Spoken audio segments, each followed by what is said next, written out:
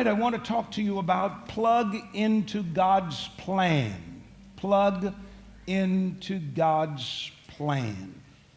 It's a challenge. It is a word of encouragement to all of us today that we must plug into not our plans, not the plans of society, but we must plug into God's plan. Because it is a fact that you're going to plug into some source to get information, strength, and the ability to strive in life, to pursue whatever things you would like to pursue in life. All of us, we're going to look to some form of source. So the question then is, who's your source? Who do you look to for strength? Who do you look to for empowerment? Who do you look to for advice? Who do you lean on? So to plug into God's plan means you should get connected to God's idea for your life. And I want you and I to know that God has big plans for our lives, and we just need to get plugged in to what His ideas are for our lives. He has a whole bunch of ideas, and they're all written in the Bible. A few moments ago, I talked about the importance of you having a Bible. And I don't know why I said it. I never planned was to say it. But if you are ever led by the Holy Spirit, whenever the Holy Spirit comes upon your life, you're not your own anymore. He takes control of your mind, and you start saying stuff that at the end you're like, did I say that? Because it was divinely inspired.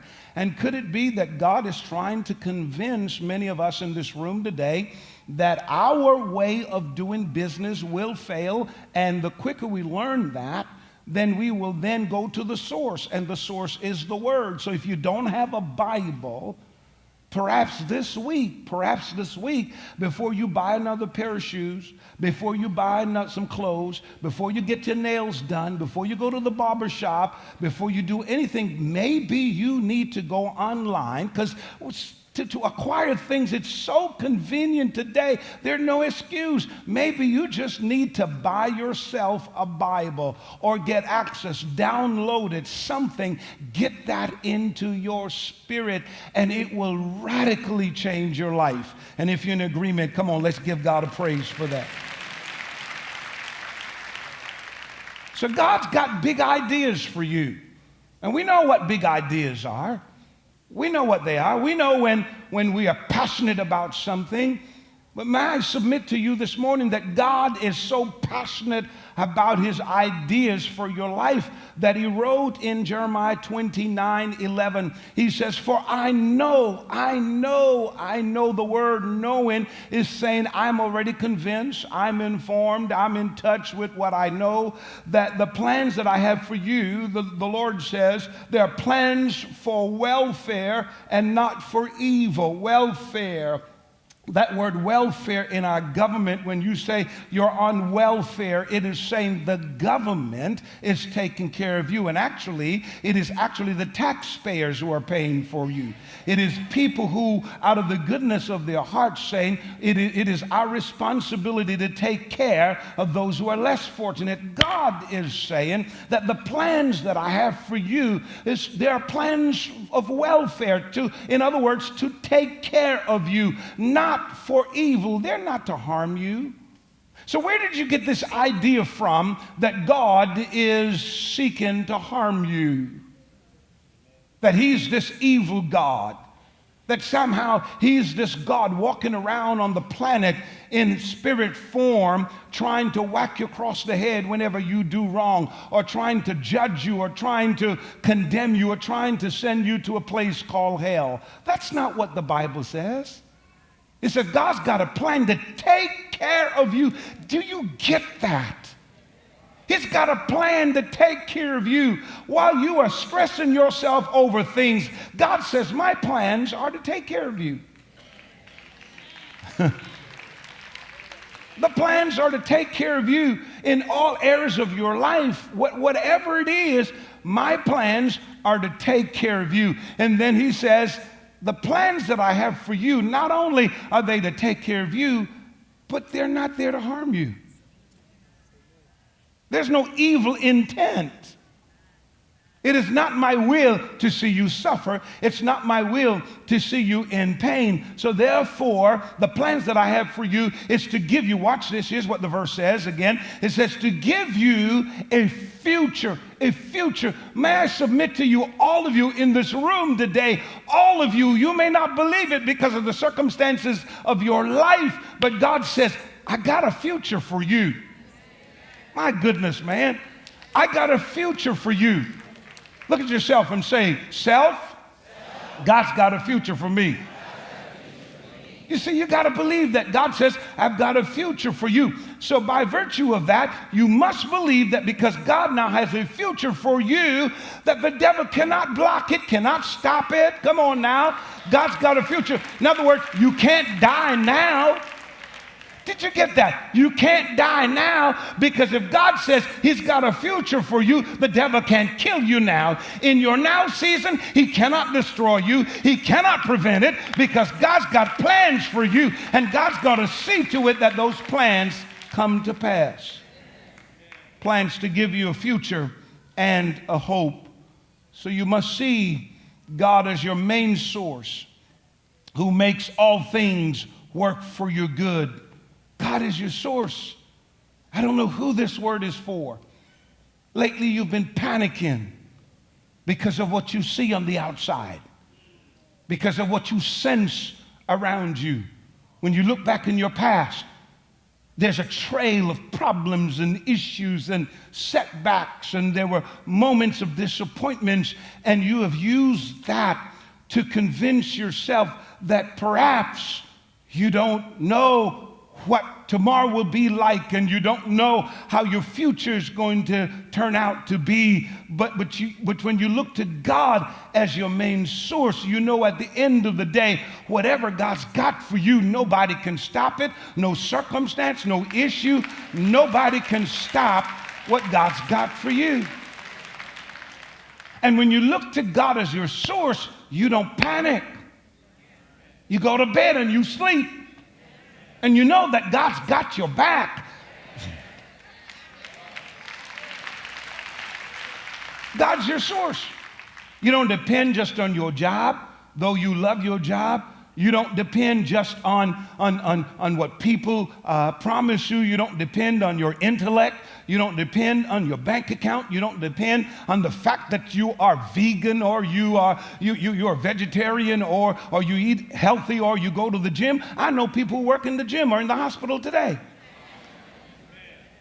In other words, don't get this twisted. Don't get this twisted by thinking it's because of your human efforts. Woo, hallelujah. Don't get it twisted that because you've got a good paying job. Hallelujah. Don't get it twisted because you've got some degrees and because, you put a little. Some of you are so smart, man. You got your degree because you can say, I can fall back on my degree. And you're saying, I'm healthy so far with my last doctor's report. And then you've tucked some little money away, and you're thinking, I've got 3 months worth of emergency funds, so I'm kind of good. If disaster hit my life, I'm kind of good. Baby, let me just remind you, life has a way of throwing some stuff in your face that your 3 months reserve cannot bail you out. Your health issue cannot bail you out. Friends can't bail you out. Have you ever been in a situation when you tried to pick up the phone to call your mama, your daddy, some type of relative, some friends, and you had to put it back down because then you realize they can't help you? Only God can help you. I don't know who I'm talking to this morning. But it is not wise to live your life putting your faith only in your accomplishments, people, government, and money. It's not wise. Don't you ever get sucked into that. Don't you ever get sucked into where you make God a part-time God. Be very careful. I can tell you as a pastor, and I believe God's going to let me see it again because I saw it many times. God's going to let me see it again. There's one thing you're going to get from me. I don't care what I see externally. I'm going to preach this word. In season, out of season. It don't matter to me who shows up to listen to it.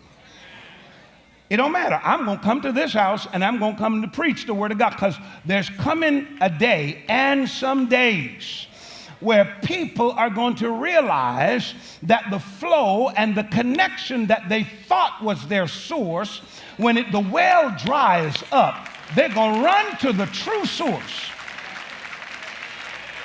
Come on, touch your neighbor and say, he's talking about you now. They're going to run to the true source. Because one of these days you're going to recognize that God is your only source. And trust me, ladies and gentlemen, your accomplishments, people, your government and your money are temporary and will not bring complete joy, satisfaction, and peace. Your personal accomplishments won't. Remember that time you were so passionate and excited and eager to go to school? You spent all the money, you went to school. You brought family and friends to the graduation. Everybody excited. You borrowed a lot of money. Still paying for it. And now you get a job that you hate with that degree. Ain't that a mess? You end up paying for your own misery. That is a mess. You paid for drama. You went to school to get something that you thought would satisfy you. And now you hate the job. Isn't it a mess that you've accomplished so many things? Remember that moment you were dying to get married?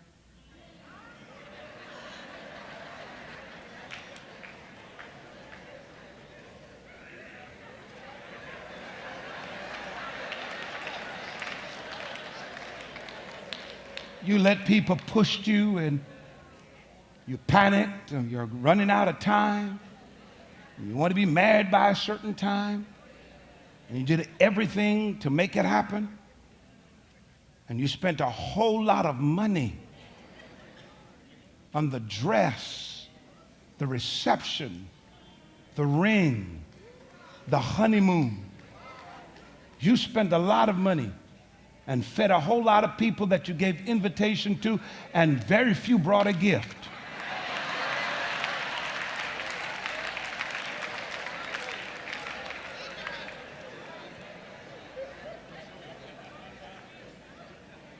And you thought that that relationship would have brought you peace of mind. You neglected God. You talked to your boyfriend or your girlfriend more than you prayed. You consulted everybody else, magazine, everything else about your wedding date and your plans, not God. Because you thought that that woman was going to be the love of your life. You thought that that man was going to be the love of your life, and you would live happily ever after. Only to find out that the source that you were plugged into disappointed you. And you wish to God you could go back and get all that money you spent.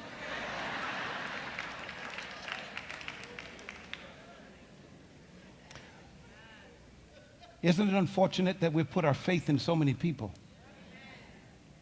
You trusted, how many of you in this room, don't raise your hand, you trusted somebody. Trusted them with your deep secrets. You trusted them with your life. You trusted them by giving them a loan.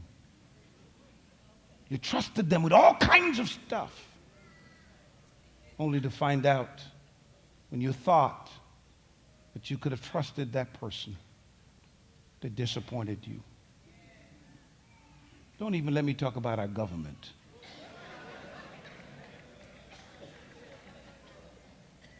Many of you have allowed politicians to brainwash you, to tell you whose side God is on.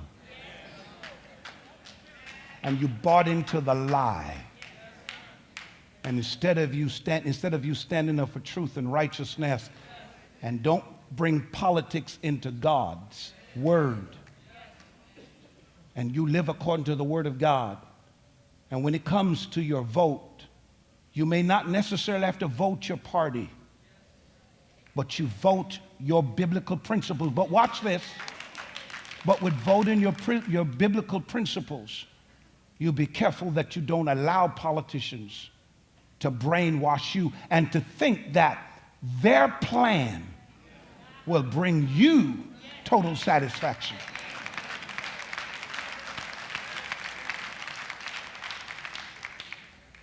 Because you'll find out, not all of them, but you'll find out majority of them, the moment they get into office,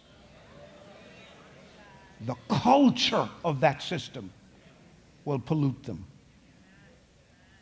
So, if what you're plugged into yourself, or if what you have plugged yourself into is not producing the results you hope for, I suggest you unplug yourself from there and plug yourself into God, who makes all things possible.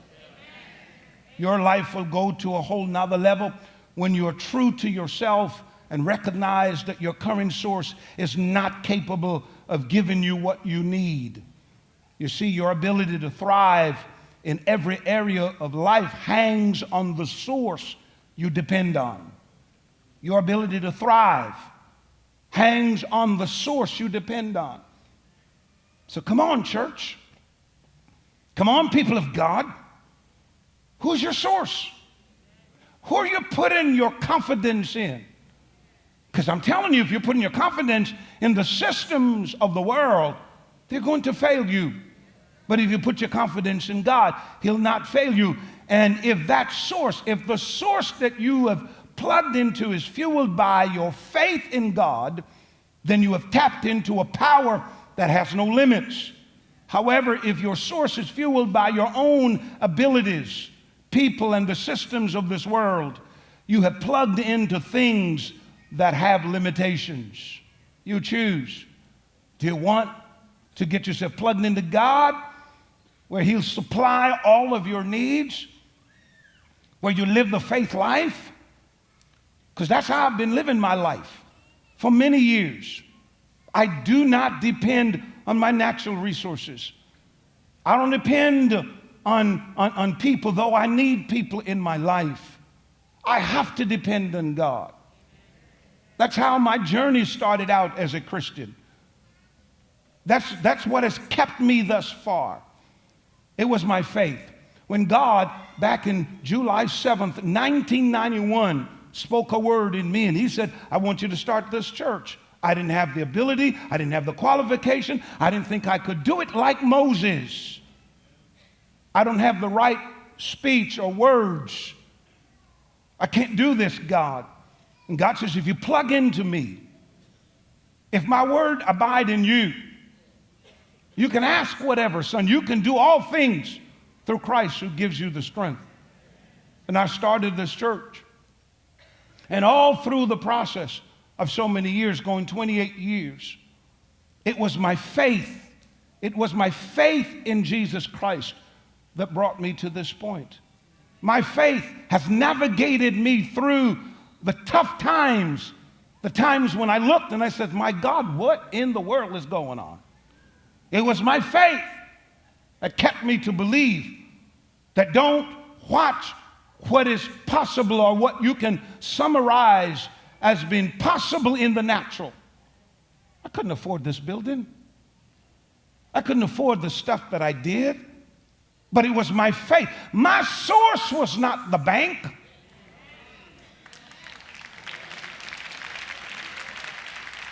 My source was not the bank. My source was not people.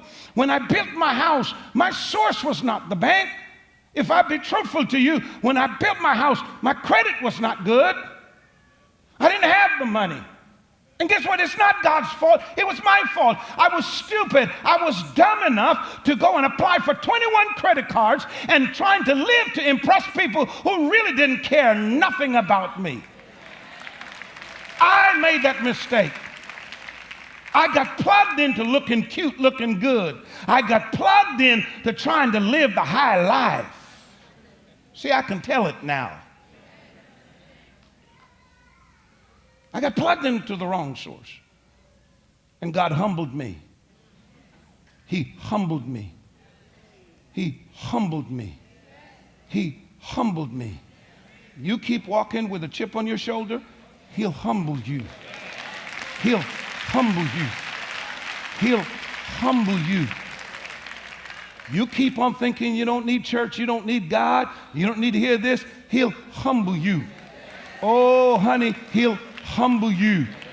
He'll not only humble you, but He didn't just let me dip for a moment. God brought me to my knees. And when you get to your knees, baby, when God gets you down on your knees, there ain't nothing else for you to do but to cry out, Lord, have mercy on me. Oh, glory to God. Somebody ought to give God a praise up in this church this morning. Lord, have mercy on me. Lord, have mercy on me. I walked out of your will. I need your help, God. He humbled me because I was plugged into the wrong source. So right now, you're either plugged into God or plugged into Satan. If you're plugged into God, the Holy Spirit will guide you through every stage of your life. However, if you are plugged into Satan, the forces of darkness will influence every stage of your life. So please don't forget that not everything you plug yourself into is good for you. Therefore, it is imperative that you check where you are plugged into. Who are you connected to this morning? Is it God? Is your trust in Him? Listen, I don't want to go through the list of things you're struggling with this morning, because just look at me real good. Everybody, pay attention now. Pay attention. Look at me real good. Everybody got problems.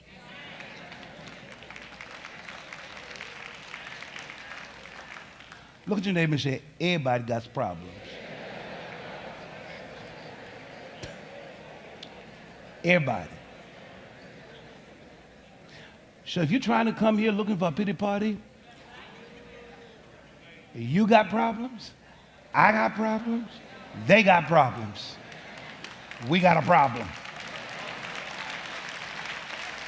It don't make sense. We start checking off what our problems are. What we need to do is to check the source that can fix the problems. Are you following me here? Check the source.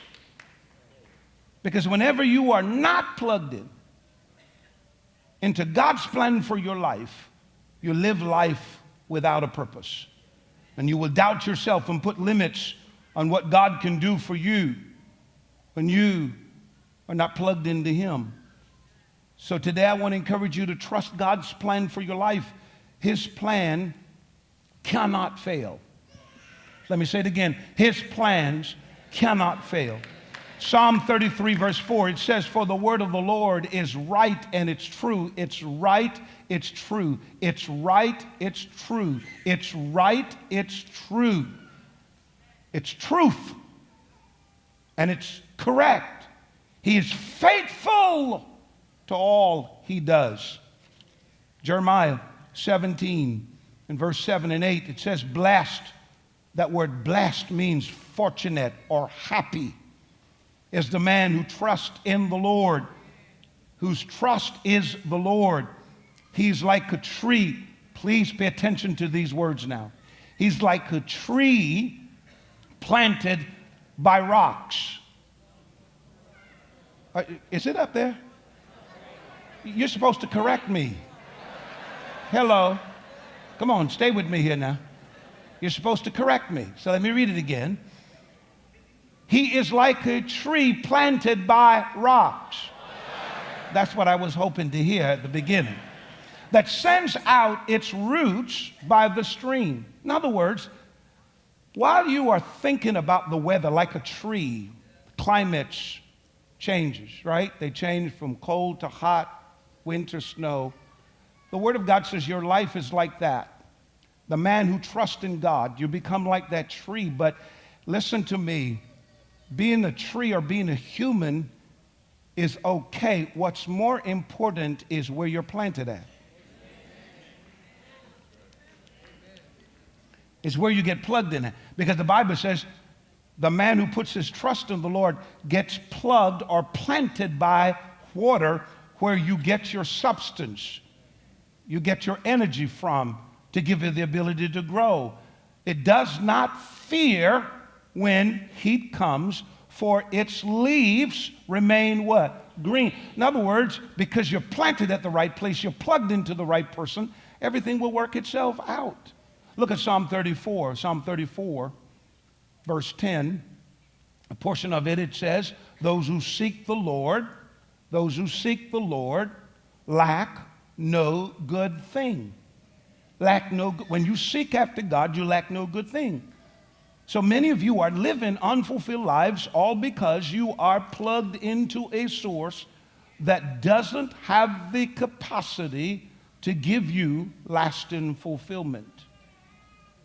So I quickly close here. Listen, everything you will ever need in life, whether it is your wishes granted, getting your prayers answered, gaining material things, financial stability, having healthy relationships, and good health, are all possible when you depend on Jesus Christ as your only source to making these things possible. It is unfortunate, very unfortunate, that so many of you are waiting for God to do what he has already done. Genesis 2, verse 2 tells us on the seventh day, God ended his work which he had made. And he rested on the seventh day from all his works which he had made. What this is simply telling us that all God did, 7 days he did his work, or 6 days and he rested on the seventh day. That's suggesting to us that everything you and I will ever need in life, God's not going to make nothing new. It's already done. He has already created everything. Everything you and I ever need today, tomorrow, and the future, they were all created by God back in Genesis. So all of your needs can be met. There's nothing wrong with the source the Bible points us to, which is God. The problem is we fail to get plugged into him. We have allowed life and its challenges along with our successes to become self-sufficient. And until you see where you've gone wrong in deciding who has become your source, you will never experience the other side of what your life can become. Unfortunately, many of you have allowed the twists and turns of life to cause you to block the flow of God in your life. I want to share this story with you. And then I challenge those of you who just feel that you need to get plugged back into God to come and let me pray for you. I'll never forget this particular Wednesday. My pool service guy came to the house. The water level had dropped from the line it was supposed to be. If you all know about a pool, living in South Florida, the water level will drop at times because of the climate. And after he serviced the pool, I noticed the water level was dropped. I'll never forget, at the side of my house, I went to the side of my house and I grabbed the water hose, which I have, and it was plugged in. Thank you. It was plugged in to the side of my house. It was screwed on to the faucet, the turn-on faucet. And I grabbed the hose, and I came, and I brought it out to the pool, and I did just like this. But I noticed that when I brought it out, I turned on the faucet, but not much water was coming out. That was odd. There's nothing wrong with the flow of the water. The faucet is turned on. There's nothing wrong with God. He has already opened up the windows of heaven. So for those of you who are thinking that somehow God's heaven is dried up, the faucet, I physically turned it on. The water was coming through the pipe, but very little coming through the hose. There are people in this room. There's very little you can show for what God is doing in your life. In fact, some of you is just drips of blessings. Grandma used to sing showers of blessings. Showers of blessings we need. The mercy drops are falling, but God, we don't want drops. And I don't know about you, but you got to get tired of just seeing drops of what God has promised you in His Word. I thought that was very odd. So I said, let me go and see. I'm holding the hose.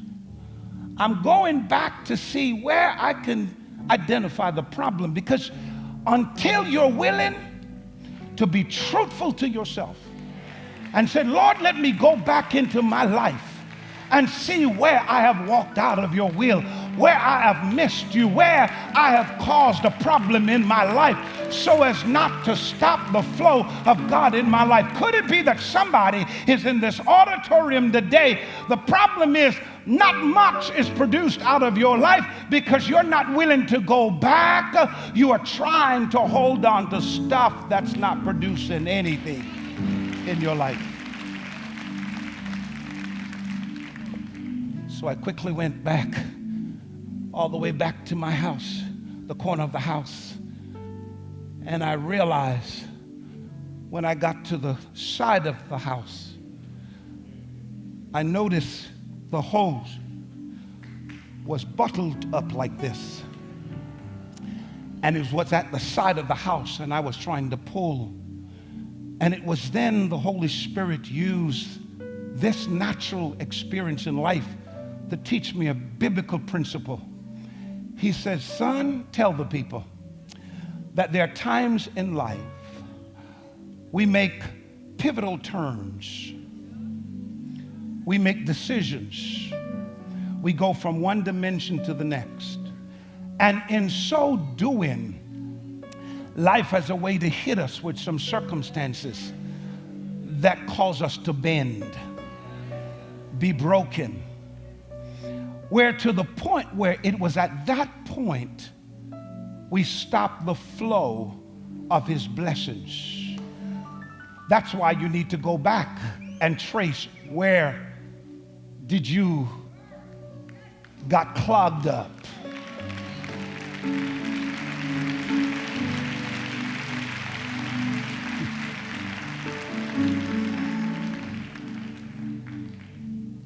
I quickly went like this with the hose.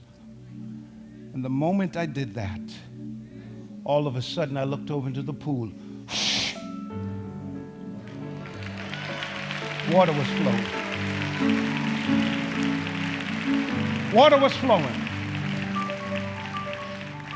If you want to see water flow, if you really want to see blessings flow, go back to that place where you stop praying, where you stop reading the Word, where you stop having faith, where you allowed negative people to come into your life. And I'm telling you, I don't know who I'm talking to this morning. It is time you open up the floodgates of heaven in your life.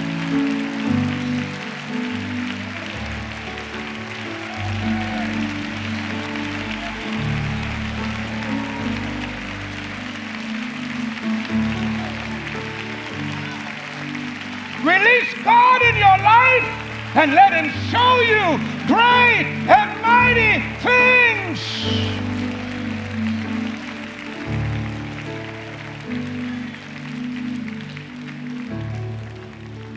He wants to flow in your life.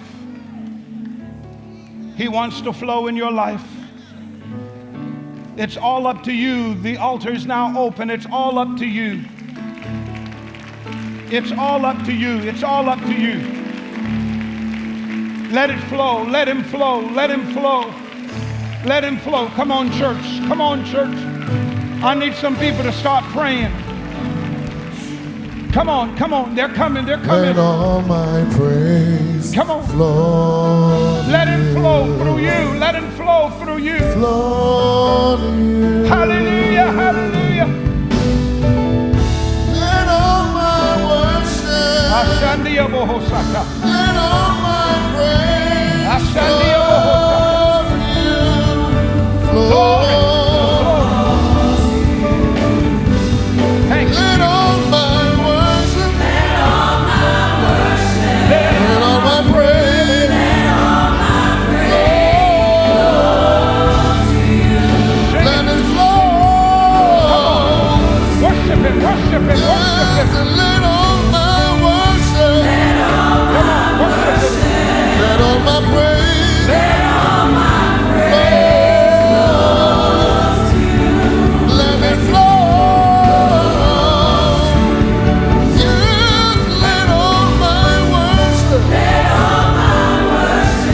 Let all my praise. Let all my praise flow to you. Let it flow. Let it flow to you. Let all my worship. Let all my worship. Let all my praise. Let all my praise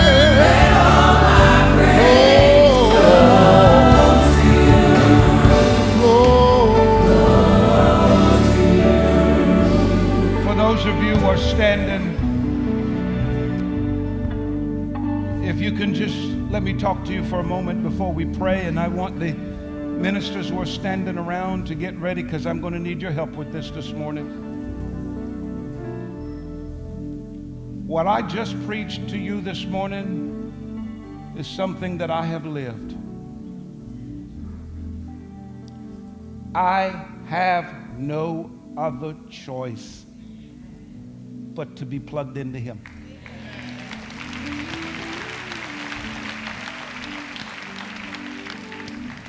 Our biggest problem is that when we create options, when you create options, then you won't see God as your only source. But when he is your Alpha and Omega, you have no choice but to let him start you and finish you. And I am telling you this morning, God gave me this word for you because many of you were frustrated because of the drips, drip, drip, drip, drip that your life was producing. Nothing much. And you're wondering, God, what is wrong? And you try to rationalize things, but I go to church. I did it. But maybe you need to go back and I'm doing a series. I hope you can come this Wednesday. Bishop Turner, by the way, is going to be with me this Wednesday. Both of us going to be on stage like we did at IBC. And we're going to talk, we're going to go in the book of Revelation chapter 2 about the 7 churches who received the 7 letters from Jesus. And the problem with all 7 churches, they had a good side. They were commended by Jesus of the good things that they were doing. But in every one of them, Jesus said, but I have a problem with you. There's a knot. Somewhere in your life, there's a blockage. And what you should be receiving from me, you can't because you don't want to go back. And the word in the Revelation chapter 2, the consistent word to every church was repent. That's all God was asking them to do, repent. Return back to your first love and watch me bring blessings in your life. And I'm telling you today, If you get plugged into God, I won't, listen, I'm not promising you today that your life is just going to be drama free. That's a lie. But take it from me that no matter what life throws at you, when you're plugged into God, He supplies your every need. Every time. Every time. Let Him be your source as of this day. Release that knot and let the flow of God come into your life. I'm going to ask you to lift your hands as I pray with you this morning. It's just a simple sign of surrender. I'm going to ask the ministers now. You're in the back. I believe there are people in this room. There are people standing, especially those here. I want you to kind of push yourself through the crowd, find somebody. I need one to come stand right beside this gentleman. I'm pulled towards him. Stand right next to him, and then find somebody. Ministers, if you're a minister at this church, move through the crowd, please. Find somebody.